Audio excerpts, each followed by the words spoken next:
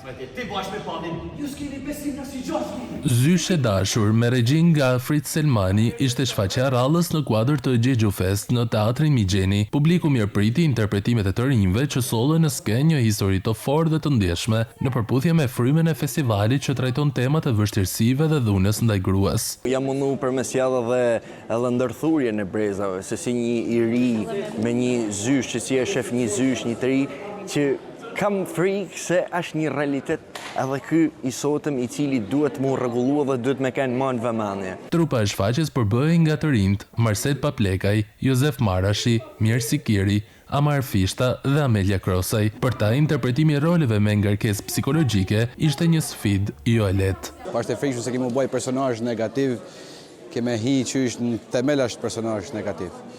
Por është emocion shumë i bukur, është edhe i veçantë. Kjo ka qenë një shfaqje shumë sfiduese për mua sepse e kam marrë vetë për me bëj një rol tillë, sepse e kam pa që është diçka ndryshe.